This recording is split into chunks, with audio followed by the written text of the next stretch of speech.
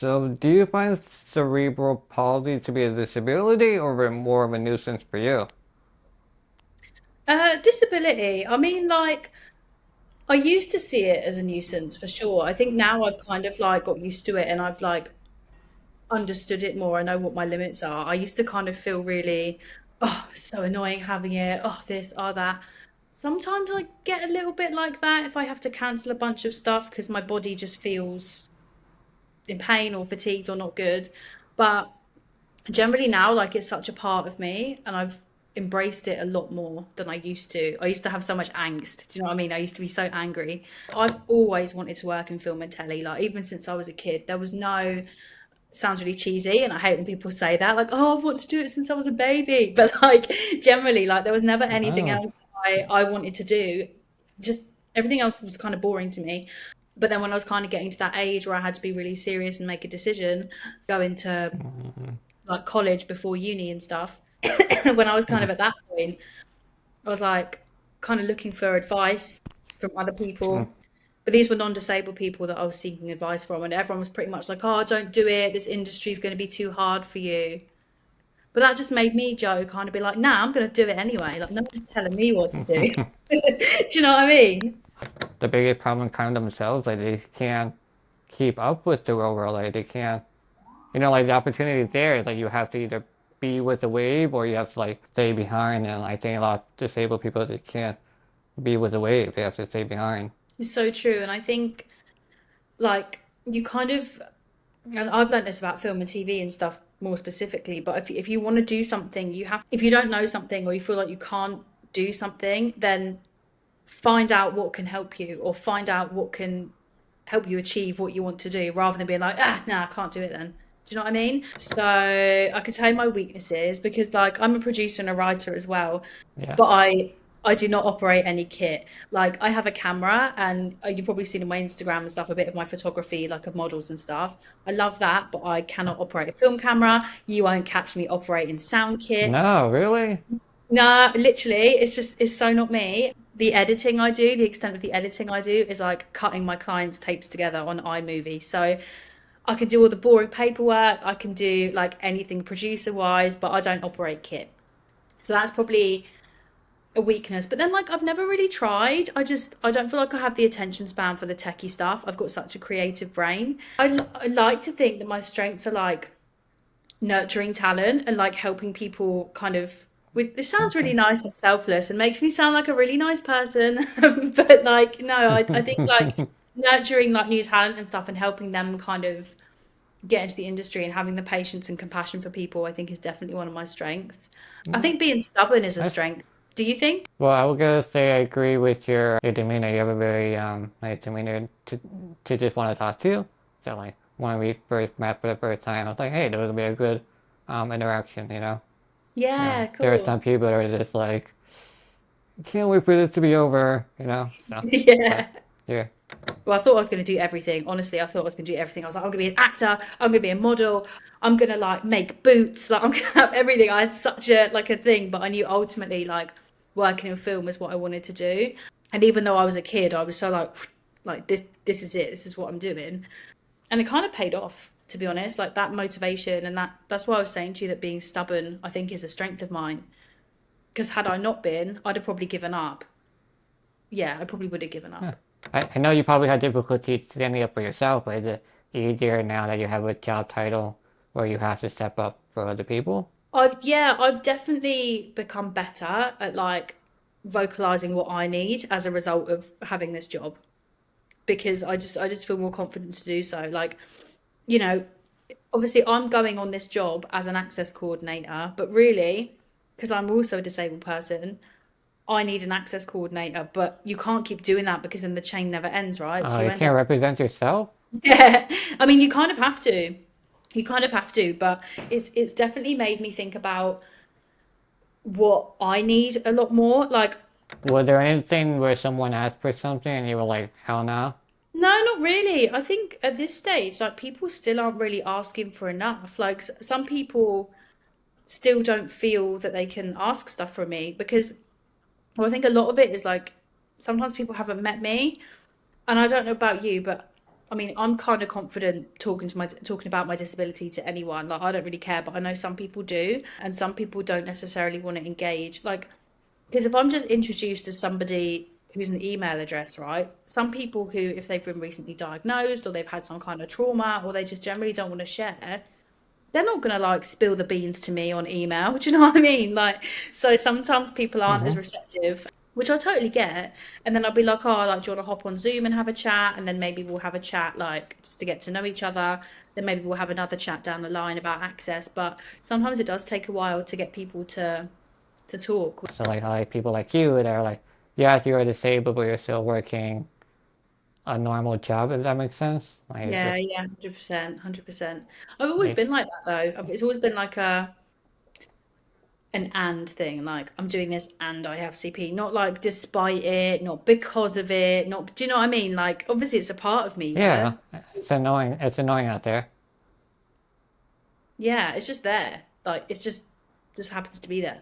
I just happen to have CP. That's the thing. Yeah. So what I like to do is kind of have a Zoom conversation. Just if I can't meet face to face or like face to face just isn't on the cards, like Mm-hmm. we'll have a Zoom and I'll kind of get that person to say to me, they don't even have to disclose to me really if they don't want to, but I just say like, give me details if you want to about kind of your day-to-day life, what you find challenging and things like that. And then I'll go through like kind of systematically go through travel, accommodation, catering, and I'll just ask a bunch of questions that sometimes trigger a response. Hello, welcome to my podcast, Two Mic from Joe Suits.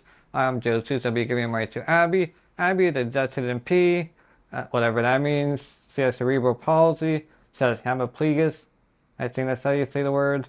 Hmm. That affects her left side. She's an access coordinator for TV on and off where she supports on and off screen talent with disabilities. In 2019, she started her own company called the Dazzy Hills Company.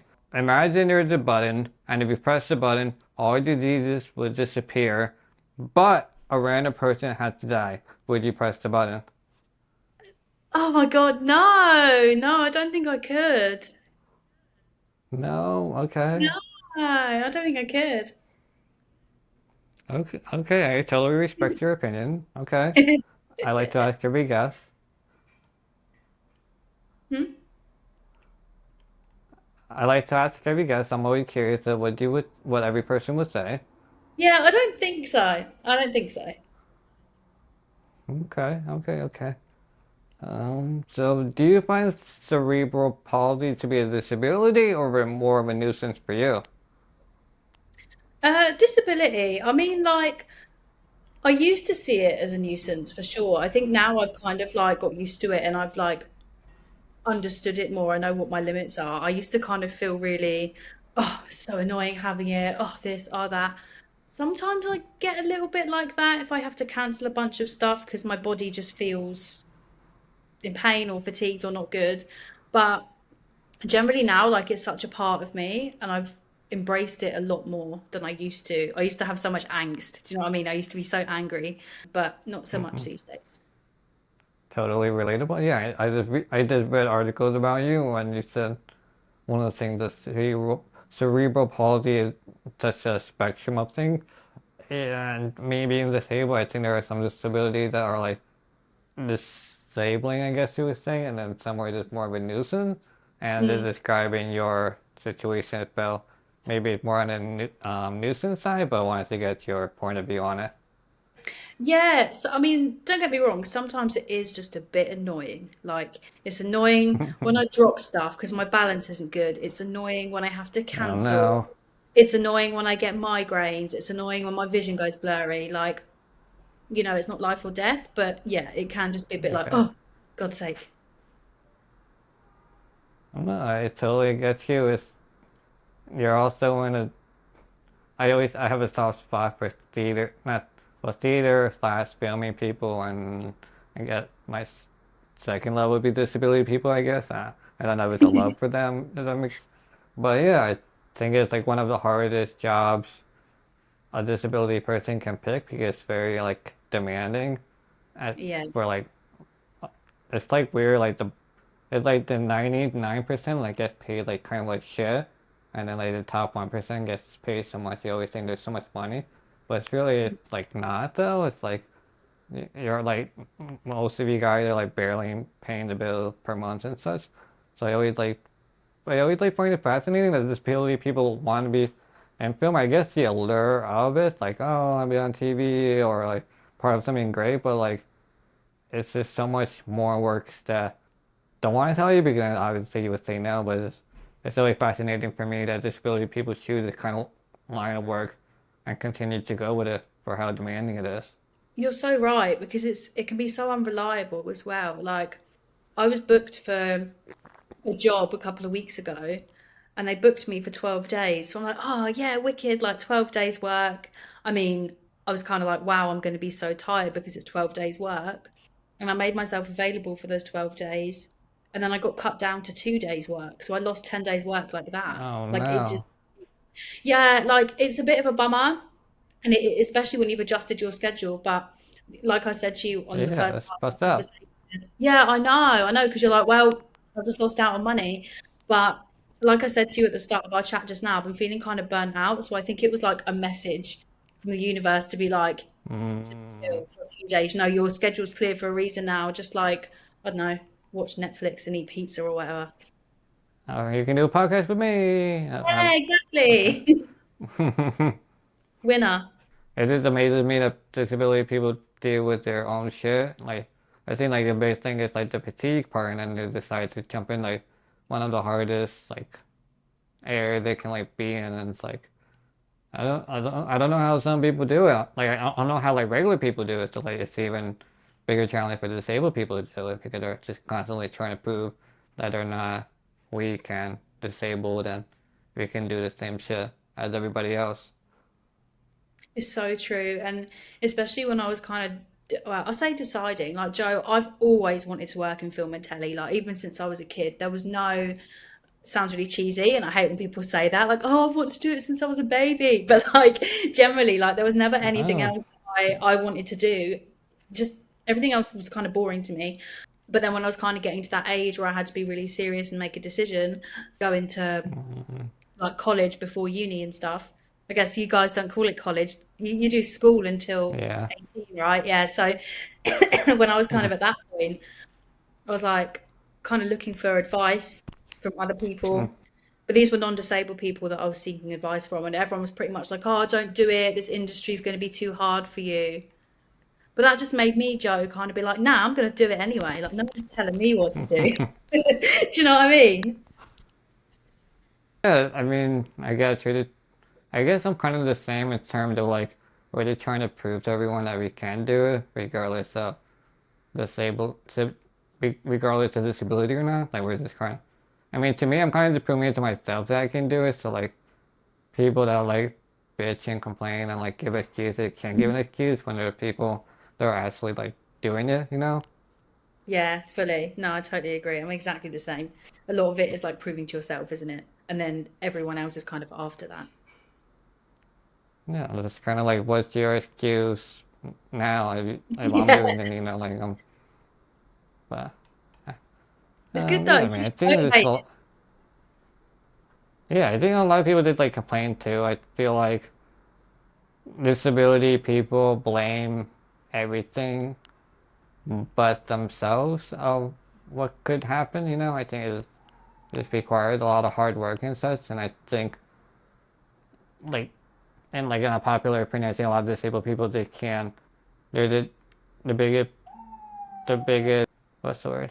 The biggest problem kind of themselves, like they can't keep up with the real world, like they can't you know, like the opportunity is there. It's like you have to either be with the wave or you have to like stay behind. And I think a lot of disabled people that can't be with the wave, they have to stay behind. It's so true. And I think like you kind of, and I've learned this about film and TV and stuff more specifically, but if you want to do something, you have, if you don't know something or you feel like you can't do something, then find out what can help you or find out what can help you achieve what you want to do rather than being like, ah, no, I can't do it then. Do you know what I mean? Like, Mm, you have to yeah. know what you don't know, I think. And like, obviously, there is a problem for people when they don't get the support that they need. And especially kind of in this country, we do have a lot of that. But I think a lot of people are deterred by their own mind of thinking they can't do something before they've actually tried or executed the steps to figure it out, you know? No, I totally get it. Same, and it's also that, but it's kind of like we already kind of know we're up against everything that like we're probably will get rejected more times than so, and it's Mm. like you have to keep going, and like you have to. I guess like the pressure's on you that you're probably the only disabled or very few that are like in the field, so like that person can say like, hey, this person is disabled, let's give this other newcomer disabled so we can replace Abbie on the set because she sure is too much and we need to save some money somewhere. Yeah. Yeah, I was gonna say something and it's totally gone out of my head. Oh, brain fog. Gotta love it. This happens to me sometimes. I was gonna say something to you, Joe, and I've totally forgotten it. I'll let you know if I remember. Sure. Okay, we'll move on. So I've seen your highlight reel both behind the screen and in front of the screen. So do you enjoy more being behind the screen or in front of the camera? Nowadays, behind the camera for sure. Like, I don't know what's changed for me, but I started acting and going on camera when I was like modeling and stuff when I was like I think my first job when I was 15. I'm 28 now. And then I was like modeling and doing Mm-hmm. stuff up until probably my early 20s. And then when I started my talent agency, I became so much more interested in like putting other people in front of the camera that now it just makes me really nervous. Which I don't get, Joe, because I never used to be Mm, nervous. I wouldn't care. I'd be doing photo shoots all the time. I'd be like auditioning for stuff. I just loved it. And now it like really freaks me yeah, out. It's so random, isn't it? Like really. change. Yeah. Did you lose your, how you like exercise the muscle? Did you kind of like just lose that and like have to regain your confidence? Maybe not your confidence, but maybe your like anti-nervousness, I guess. Yeah, I think you're right, you know. I think because I got so used to doing it, and now like I see a camera and I'm like, oh, like I did this one thing on camera before Christmas, like a cerebral palsy awareness film, and it came out last week, and I can't watch it. I'm too scared to watch it, Joe. Like it's on YouTube and it's gonna go on Instagram the next couple of days, and I'm just like, oh, I don't know, I don't know. Like the message is really important to me, and like I'm really proud of the film, but I'm so not confident, or at least not as confident as I used to be, because it's been such a long time since like I've done anything like that. So funny, isn't it? I don't know. So you have difficulty watching yourself now? Yeah. Which like, for somebody who deals with actors all day long and like knows models and stuff and used to do modeling, used to do acting. Like I never thought I'd be at this point. But yeah, I get really nervous. Even like if I see a professional photographer now at an event or something, old me would have been like, yeah, like take my photo. And now I'm just like, oh, like this. I mean, it'll probably change. I hope it will change because I think it's good to be a bit confident. I wonder if it's just a getting older kind of aspect. Like you're just kind of like, my time has come. Like this is time to move on to new Yeah, yeah. patches. Yeah, maybe. Uh, Maybe, yeah, because it has been yeah. when I think like I mean, I know I'm 28, but when I think about my start of my career being when I was 15, I'm like, it was only like 6 years ago. And I'm like, oh my God, it was 13 years ago. And then I remember I'm Yeah, that's a long 28. time. Yeah, I know. I know, and I always forget. Oh, it is a really long time. Yeah, I think. Well, I guess if you're acting, you're kind of like seeing yourself, but you're not seeing yourself fully Mm. because you're kind of like a different character that's kind of like. But like to me, like I kind of forget that I'm a person, like I am me. If that makes sense, I'm just like watching another person be me. If that makes Yeah, sense. yeah. No, I like that. And I don't know, it's kind of weird because like let's say I'm editing this podcast episode, and let's say I don't talk to anyone, I feel like I'm just talking to myself all day. With the editing, it's such a weird like phenomenon. Yeah, yeah. It's like it's, it, I mean, I'm cool with myself with my voice. Like I'll rewatch any of my videos and like I'll be proud of it. Like I'm entertained by my own videos. Like some of my videos when I edit it and like complete it, I just watch like 2 or 3 times because it's so good. Even if I Yeah, know like the punchline is coming up, I just yeah. love it. I don't know, there's something about. about it. Well, yeah, like you're proud of it, right? You made it. And I think like being proud of your work's a really cool thing. And even better if you can entertain yourself and make yourself laugh. Yeah. Well, yeah, but like, I mean, are you proud of your work? Is there anything like you regret? No, I am proud of my work, but I think the thing that I regret is not being confident in my work. Because I'm proud of it for sure, Oh, but I'm not always confident of it. Even though like um I wish that I was. But with a lot of things anyway. I don't really regret anything that I've like made or been in or written or anything like that. But yeah, being proud, but being like having the actual confidence. Because I think being proud is like being like, look at this thing, and like showing it off to people, but you know that feeling inside of confidence. And I don't think that's mm-hmm. always like been there for me. Oh, we're getting vulnerable, No, Joe. you should be I haven't said confident. this before. Yeah, like I mean, I seen your video. I think you were pretty good in it. I mean, maybe you just showed like the good ones. I don't know. But I think you're pretty good in it. I'm I so think it's, good. I'm so good at faking it. That's the thing. Like nobody, like I feel really shy. Nobody and that's what she said. shy. Totally good. I think it's, I don't know, it's just, I guess I'm just like fascinated with myself, I guess. I don't know, it's just cool to see. Like your videos are just cool to, yeah, like my videos are pretty like one-dimensional and like I'm just like myself. So I'm not really anything different, but like your videos are more like compassion and like crying and like, I think there was one where you're being like a bitch, which was really funny. Yeah, But it was just like cool, like that you have like different brains to do. I think like the whole process is really cool. Okay, like when you watch it, I know like most people are like idiots when it comes to, like filming. Like they think like, oh, this scene took like 5 minutes. But like when you like go to back the actual dating shoot, it might take like a whole day to do just 5 minutes. They gotta do all yeah. these different shots. They gotta do like repeats of the same line. One walking, one not It's walking, like all crazy. this. Like it's such a process Yeah. because how long does it take you to film some of your stuff? So like the talking bits. So like I script all my videos. So talking script.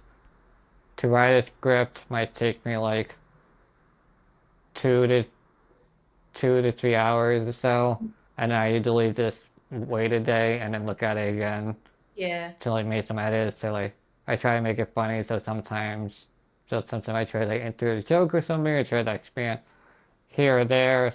I'm very good at like setting up a punchline for myself Love it. because Love it. so that I think that's a really hard skill, but it doesn't exactly like when you watch the video, it's easy. Like, oh, he did it, but like to actually write it down beforehand and knowing a joke will land before you even write it, I think that's a huge skill set in itself. Yeah, like it takes it's like it takes a skill to do, and like the demeanor of it, like pausing. I have a pausing issue. I don't know. I just always want to like get through it almost, if that makes sense.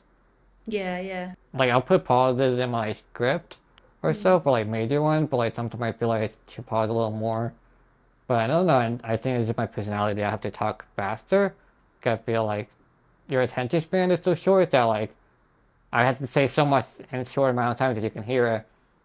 But yeah, So and then if we're doing, yeah. I've done that with like when I've made because I'm trying to make more content on Instagram and stuff now. I'm making reels and I'm so like aware of time and people's attention spans. But sometimes it's so hard to Mm-hmm. know, isn't it? Like, because you want to make your content and you want to say your thing. You don't want to cut it short just to feed into Instagram, Oh, but it's you want horrible. to see it, right? You want people to engage. Yeah. Well, what actually do I make long form content, put it on my YouTube channel, and then like cut it into small bits, and Smart, then I yeah. do a special edit for Instagram. But sometimes it's really hard because some of my videos might have like 2 or 3 good clips, and I have to pick on one good clip that I think will do. Maybe, I mean, there might be some clips that I favor more, but I also try to do the one that are more like controversial that will get more comments and likes. Yeah, So I'm yeah, like to stuck grab in people that. really quick. And yeah, but I also Yeah. put on YouTube Shorts too, because that's where I get a lot of my views and subscribers and stuff. So it's kind of like I'm getting like the triple attack here. But yeah, but if I'm doing a podcast with you per se, like, or if any person. So let's say it's an hour long podcast. Mm. It depends on the person. If the person talks regularly and they don't like go and what all the time, or if they, like they're good at talking, I think I Mm. can do it. I can do like a rough edit, and so I can do an edit almost everything and like take me about 2 hours, 2 or 3 hours if it's a 1 hour video. And then the hardest part is really I do all the captioning myself, so Yeah. that takes the longest time. So I think it will take like 4 to 5 hours per episode to do. Like I write about them. I do the subtitling.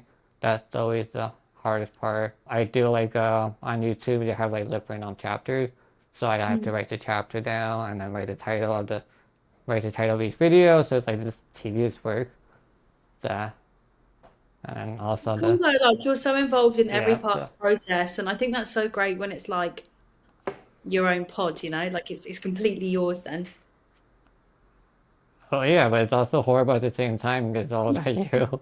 Yeah, because it takes up so much time, right? And you literally have to do everything. Yeah, this is annoying. Yeah, for me, it's just annoying that I don't really have anyone to like talk to about this. Like, hey, what do you Mm. think of this thing? Or like, how do I edit this? It's like it's good in a way that I'm relying on my opinion, and my Mm. success is based on my opinion and I guess, who I am as a person. But sometimes it would be nice to have like a different opinion or like someone to help me or just improve myself. Like, we're always trying to find people that will help improve and not to be like, oh, you're good. Like, I don't want to like improve. How do I speed this up, or how do I do this style, or you should try this, or something that's in my wheelhouse, but most aren't in Mm. that level. But I don't want to keep talking about myself, so like, I'll talk about you. So like, have you done everything, or do you have like different people for different position? Like, what's your like? Okay, so let's do this. So what's your strengths, and then what's your weaknesses in the filming world? Oh, okay. So I could tell you my weaknesses because like I'm a producer and a writer as well, Yeah. but I do not operate any kit. Like I have a camera and you've probably seen on my Instagram and stuff a bit of my photography, like of models and stuff. I love that, but I cannot operate a film camera. You won't catch me operating sound kit. No, really? Nah, literally, it's so not me. The editing I do, the extent of the editing I do is like cutting my clients' tapes together on iMovie. So I can do all the boring paperwork, I can do like anything producer wise, but I don't operate kit. So that's probably a weakness. But then like I've never really tried. I don't feel like I have the attention span for the techie stuff. I've got such a creative brain. So that's the stuff that I've generally like had a team for. It's so Um interesting. Okay. Feel like I feel like that'd be the first step to learn, like when you're in the world, kind of like I learn know. about the kid. But okay, I know, no, okay. and I found this in uni as well. I just like I was so interested in the writing films and learning about film history and film finance and like distribution and like the business of it. And I knew I wanted to make films as in produce them and write them. But when it came to like the manual making part, I was like, I like I just don't. It's so funny, isn't it? Because that is literally how films are made. Yeah, I just like never learned it. No, I mean, I do want to learn how to edit better, and I would be kind of interested in learning color grading, but like actually filming stuff. I think because I find Oh, color calibrating is difficult. yeah, is it? It's so difficult. That's where a lot of if you're really good at it, you can get paid a lot of money for it. Yeah, yeah. It's a lot of patience, right? I imagine. Patience, and also just you need like the eye for it. It's kind of like Mm. the weird.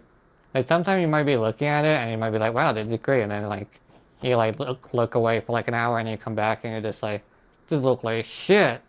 Like, what was I thinking? Because your eye kind of adjusts to. There's something like I try to do coloring, I just can't do it for sure. I might Mm, do like a little like drop the shadow, raise the highlights a little bit, but there are people that change like the colors. Like I do know how important color is to like making a film, like make it moody to like mm, like summertime. I just mm. can't do it for sure. So if you can do it and master it, like Now you've I'll be said that it's fucking really impressed. hard. Now you've said that it's really hard. It makes me want to try it, even though I probably won't be very good. Oh. I won't have the patience for it. Now you've said that it's really hard, Joe. I'm like, gotta try this. I have to try it Yeah, now. what's so no, it's so hard, but also what's difficult about it is that you might have, let's say you're doing a scene and you might nail the color for one scene, but the Mm, problem is that you have to nail that color for a totally different scene next consistently, time. yeah. Or even if the scene is the same, like the sun could change a little bit, that Mm, can change like the whole shadows and shit. It's just so much tedious work all the way through. You can't just like drop like a filter on the whole video and like call it a day. You gotta yeah. go like tediously. Like if you can do it, like man, you're gonna be rich because that's where a lot of money is.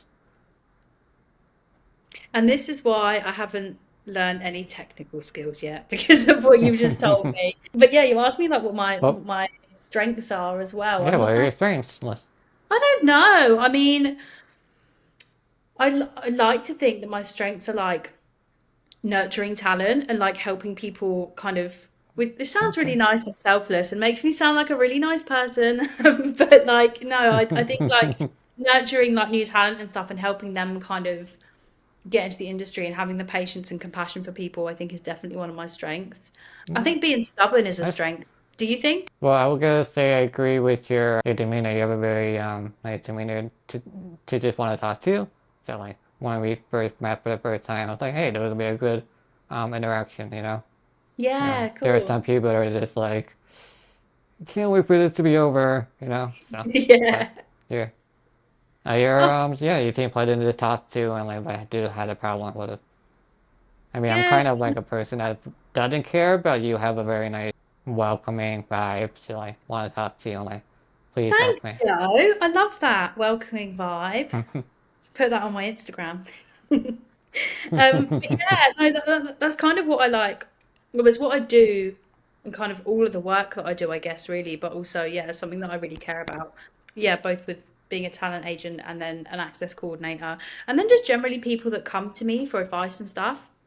Because I know I'm like kind of fairly young to be in the game, but I started when I was 15, like I said to you. So some people have seen that journey. Some people have kind of seen in the past couple of years. Some people have known that I started my own talent agency when I was 23. So yeah, like some people do come to me and ask me for advice and stuff, which I still find a bit weird. I find it super nice, but I find it like, oh, wow, you think I can help you, which I really like. I think it's nice. I think it's really cool to like. I mean, you're 20 and you started at 15, you have 13 years of experience. That's a really long time. Like, you must have tons of, Fully, I don't know, fully. experience.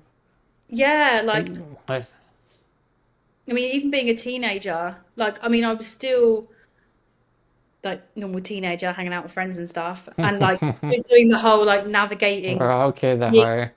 yeah I was talking to somebody the other day about the hardest part of like having a disability we were speaking about is adjusting like in adolescence. So like for me that was certainly Hmm. true because you have to become a lot more independent, right? And then you realize, oh actually like I find this stuff really hard. So I mean I was still being a kid, being a teenager, like Hmm. adjusting to having CP. But also, I was so tunnel vision, Joe. I was like, this is it. At the time, I thought I was going to be an actor. Well, I thought I was going to do everything. Honestly, I thought I was going to do everything. I was like, I'm going to be an actor. I'm going to be a model. I'm going to have a perfume line. I'm going to like make boots. Like I'm going to have everything. I had such a like a thing, but I knew ultimately like working in film was what I wanted to do. And even though I was a kid, I was so like this is it. This is what I'm doing. And it kind of paid off, to be honest. Like that motivation and that's why I was saying to you that being stubborn, I think, is a strength of mine because had I not been, I'd have probably given up. Yeah, I probably would have given Yeah. up. So like we're gonna segue into the asset coordinator, and I Mhm. think you were mentioning that you have 15 years of experience, but I think that's a good thing to have 15 years of experience of being in front of the camera and such because you are familiarized with your process. But I do want to say it's also a little difficult when you're disabled because you're disabled. Your Yeah. disability is never constant. I Hmm. think it's constant, but as you're getting older, you get like more tired. So like we're like going downhill, I guess, slightly faster. But I think it's great for you that you understand, behind the scenes and behind the camera. So like, is access coordinator like a relatively new thing? Yeah, massively. I did my training uh August August 2022. I did my training and I was one of the first like 12 in the UK to do it. Like that's how new it is. Literally last Oh, 2 years. Yeah, yeah. Which is like, were great. you the only disabled person though that you know of? No, no, everybody on the training has some form of lived experience, which I think is really cool. Oh, okay. Yeah, and then the same for Oh, now they're training new like other people. Excuse me, they also have lived experience, which I think is really important because by doing that, you're employing disabled people in film and TV, and you're then, like I said to you at the start of our chat, it's kind of easier for not for me to provide support, but I think for a lot of people who have never been offered support like that before, they're potentially a bit more inclined to like engage with it because they know that me or whoever else has some kind of lived experience, like they get it to an extent, you know? it's great that they're trying to make more disabled coordinators, but at the same time, it's like, no, like, we have enough already. Like, you don't want to lose your job now because you're competing with everybody else. I know. Well, ultimately, Joe, like in an ideal world, in years to come, like this job wouldn't even be needed because film sets and stuff will have all of this stuff in place. Yeah, that's the kind of game plan. That's what people want to do.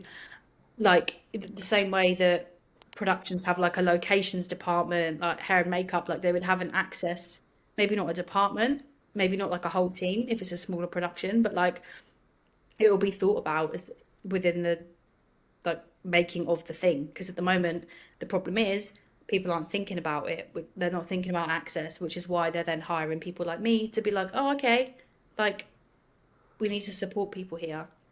Even if people aren't disclosing, even if you don't know who you've got on your job yet, I think it's important to have. I'm pretty sure you'll have a job because there's like jobs that are like, set coordinator, and we've been having sex Yeah. for, like thousands of years. So I think Yeah. you're safe with your job. Yay. Okay, good, good.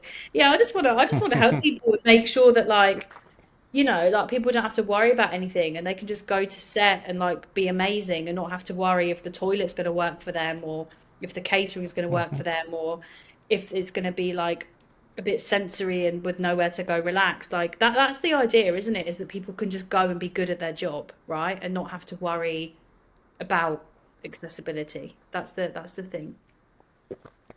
I guess maybe in the beginning, like they do have trouble like standing up to a director or a producer or whatever, or is it more like you had a job and you would like, did you ever have difficulties?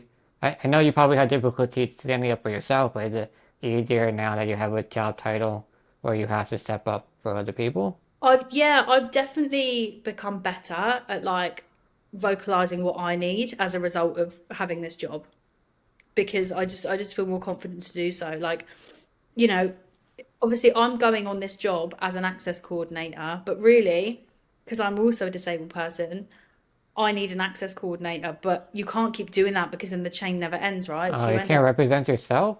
yeah. I mean, you kind of have to. You kind of have to, but it's definitely made me think about what I need a lot more. Like, I don't know if you saw my reel I put up a couple of days ago about like 3 things on set that are really inaccessible. Like for me, obviously things are different for everyone, but for me, and there were things about like water bottles and steps and just certain things that I find really challenging that people don't necessarily always think about, which I've started to just think about more. But in terms of having trouble with productions, I mean, like it's really tricky because production have hired me. Production want my help. So even though I might be there to help the cast and crew, ultimately I'm there to support the production, right? So I can advise them on stuff, but they don't have to do it, or they might not be able to facilitate it. And then I'm trying to look after this individual, but also I'm trying to like look after production because they hired me. And then you find yourself kind of in the middle, and then you have to find a compromise. But generally, every job I've worked on's been really good. I mean, there's different levels of some people are super involved. Like I was saying to you earlier, like before we started chatting here, like some jobs need me for more time than others, but generally they've all been super on board with it, which is cool. I mean, I'm not sure if you're gonna want to see it on camera. I guess you can tell me and I'll just cut it out. But is there like a worse company or genre to work with? Like Netflix is huge now, or like a news agency, or like a small agency that you despise. Oh, I don't know, Joe. I mean, not that I've experienced as an access coordinator, no, but like there's been a couple of jobs that I've had before doing this work that I didn't like love the experience as much. But yeah, I don't know that I want to say. Yeah, totally respect your opinion. Okay, totally respect it. Thank you. No, yeah, totally expect it. So like, was there anything where someone asked for something and you were like, hell no?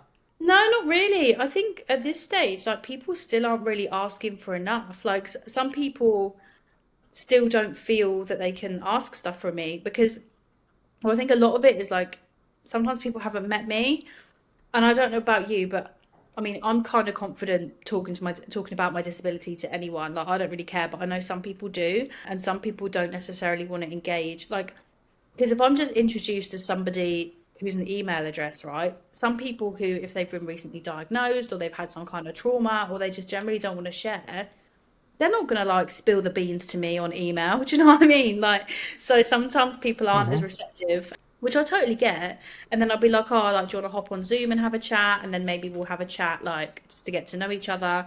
Then maybe we'll have another chat down the line about access. But sometimes it does take a while to get people to talk, which I get because we've had to for years either like mask or just not ask for what we need. So now all of a sudden there's like a specialist for it. People are like, whoa, like what? People want to help us now. Do you know what I mean? Mm-hmm. Oh my god, I mean, I get one thing, you can just share the podcast interview and you're gonna have them like know who you are, the person, your personality. I think that might help a lot in terms of like like how your demeanor is, I guess, because a picture doesn't really say much at all, and just how do Exactly. they interact with a person, like, are they a bitch, are they like quiet, are they like outgoing, like, I think people can generally get a vibe of from us talking right now. Absolutely. Yeah, which is why I love doing Yeah. things like this. And I've got a lot better. I used to be really shy doing podcasts. Like I said to you earlier, Joe, I've been really shy for a bit. So this is good. This is fun. And I like it because yeah, people can see how you are. Yeah. And it's cool for me. Like we're in two different time zones right now, and we're sat here kind of talking about like our experiences and film and TV and stuff, and it's wild, isn't it? Like technology. Yeah. Whereabouts in America are you? I'm in New York City. Nice, nice. Yeah, so that's so far away from me. Like I'm in London. That's so far away. And here we are. Yeah, I hate talking to people with different time zones because I have to like triple check to make sure that I have the right time. Yeah, it's so confusing. Feel So like like afraid like I'll get yeah, I didn't want to like be an hour earlier. I didn't want you to be waiting and be like you message me like, hey, are you here? And I'm just like, wait, and then I'll be like, shit, it's now, and then so so it's nearly 3 o'clock here in the afternoon. So is it night time in New York or it's is it 11, it's 10:48, 10:48 a.m. right now. oh just starting your day, talking to me. That's so nice.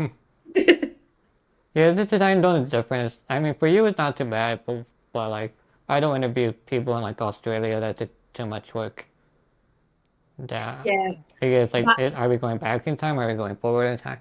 That's too much. that is a But for some huge reason, I meet a lot of yeah. But for some reason, I meet a lot of disabled UK people, and mm. I don't know why. I don't know if you're just more like active out there or like having good luck out there or bad luck here. I'm not sure. Like, it's I a weird don't phenomenon know. happening. I think like particularly like in the creative industry, we've got a bit of like a bit of a scene, like the at least from my experience and the people that I know, and even people that we like mutually follow on Instagram, Joe. Like the people in the disabled creative community kind of all know each other, whether it's from like jobs or socials or anything like that. Because I've been really interested in kind of meeting people from overseas, particularly in the States, not only in the cerebral palsy community, but like further afield. And to be honest, I've really struggled with that outreach. Like I spoke to the guys at Disability in Hollywood for a little bit. They're a really nice bunch. But I guess your country's so big for a start, right? But would you say like the community is not as together? Is it just I spread mean, out? Like, it's hard to say how it like all breaking down. I mean, it's kind of cool to like follow a person and just be like, oh, 20 people are following the person already. I'm like, okay, like, I guess I'm just discovering the person for the first time. I think the thing is like people are not really actively searching for people. They're just mm, kind of like, oh, like if you go to the same event, like you'll meet them, but like you're not just like, you're not typing in cerebral palsy people, you're not typing film people, you're just kind of meeting people along the way. yeah, I'm not yeah. even sure how I found you at all, but I was just thinking that. Yeah, but I like don't know either. Not sure. maybe you were in like in one of the suggested things, or maybe you were like part of a post or something Or where they like maybe. tag a bunch of people and I just found I don't remember now, but yeah, I was like, I don't know. I mean, to me, I'm kind of, well, for one, to take a guess, but also, I'm more, yes, I have to get them disabled for the guess, but I'm also more trying to focus on people that are like more motivated and more go-getters than just, oh, like you have to be disabled, like I'm gonna like you. Like, I'm trying to find that Mm. small group of disabled people are actually trying to like actually do stuff and not just, bitching, complaining, and just Yeah, being yeah. like not being disability focused so much. It's more like doing your job and doing that. So like I like people like you that are like, yes, you're disabled, but you're still working a normal job. If that makes sense. Like it's Yeah, just yeah, 100%, 100%. I've always like been like that though. It's always been like an and thing. Like I'm doing this and I have CP, not like despite it, not because of it, not. Do you know what I mean? Like obviously it's a part of me, yeah. yeah, it's annoying. It's annoying out there. Yeah, it's just there. Like it's just happens to be there, you know? I just happen to have CP. That's the Yeah, thing. it's just not. Well, some people make their disability their whole personality, and some are just like, oh, just happen to have this disease. Like I'm still gonna, film or do whatever. I mean, Mm-hmm. it's like great for you that you have the experience to help, and that you know you're kind of the best person for the job. Oh, I like to think so. Yeah, I mean, to go back to the as a coordinator, so is there like I guess like if you like for me, I wouldn't know what I would want per se. Like obviously, maybe like little things like I don't know, bathroom accessible, that's fine. But I guess is there like any guideline or like a book that can like read to know like what I am capable of? Because it can't be like, hey, I need you to pay for my Uber, but I feel like that would be a no from you guys. So like, is it kind of like a guessing game with you? Kind of. I mean, so what I like to do is kind of have a Zoom conversation. Just if I can't meet face to face or like face to face just isn't on the cards, like Mm-hmm. we'll have a Zoom and I'll kind of get that person to say to me, they don't even have to disclose to me really if they don't want to, but I just say like, give me details if you want to about kind of your day-to-day life, what you find challenging and things like that. And then I'll go through like kind of systematically go through travel, accommodation, catering, and I'll just ask a bunch of questions that sometimes trigger a response. Like I might ask, Okay. are you sensitive to light, noise, or heat? Because obviously you're on a film set, right? The lights are like dong, the sound is like everywhere, and it's hot. So I have to ask that question. And then some people were like, I've never actually thought about that before, but actually I am super noise sensitive. And then I'd be like, okay, shall we bring some ear defenders? And they're like, oh, I never thought of that. Like, do you know what I mean? Just like little things like that to kind of make, which you don't think about sometimes. If you don't bounce that like off somebody, I've just like got a bit of my Yeah. table here. I don't know why I'm playing with that, but if you're wondering what I'm doing and what I just dropped, it's this bit of my table. But yeah, that's kind of where it's at. Like, you ask these questions to kind of make the individual think because yeah, like if you've never been asked what help you want or what support you need, how are you supposed to know?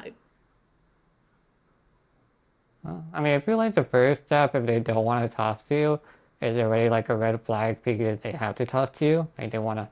I mean, would it be easier if like I know who you are as a person and be like, oh, like if I was the actor, it's like I don't want to be the annoying person. Like, like I have to talk to this person, but like I don't know if I want to. It's like, uh, Exactly, that's the thing. A lot of people are apprehensive about it, but like, I'll kind of say in my first email or whatever, I'll kind of explain who I am, what I do, and then if we do have a Zoom convo, I'll be like exactly like I am with you now, Joe. I'll be totally myself, and I'll be like, oh, like by the way, I've worked in film for like 10 years. I have cerebral palsy. Here's some things that I struggle with on set, and I like yeah. extend the olive branch that way because I think that makes people more confident, and it makes them feel like they're not just answering a random questionnaire. Do you know? Because I hate that feeling. Yeah, it's just like a weird. I mean, it's awesome that it is available now. Like, I think it's cool. Like, you have a job now. Like, that's great. Like, I don't think you saw this 10 years ago. No, Yeah, no, it's just. not at all. Like I thought I'd just be struggling or like not even working in film and TV because I wouldn't be able to manage. And now I'm like working in film and TV and helping people work in film and TV and supporting that, which is yeah, it's really cool. Kind of weird. I guess you're working on people's weaknesses.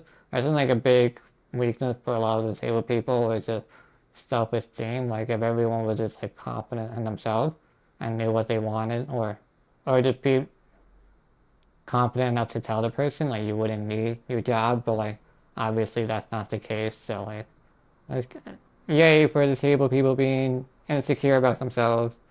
Go Abbie. Oh no, I just want to help people so they don't have to worry. Do you know what I mean? Like, 'cause a lot of people get, at least because I know where I was at, I thought for a minute, like, there's no way I'm going to be able to work in this industry because I'm not going to manage because, like, I'm weaker, I'm not as fast, my coordination's shit, like, my balance is shit, my, like, fatigue levels are terrible.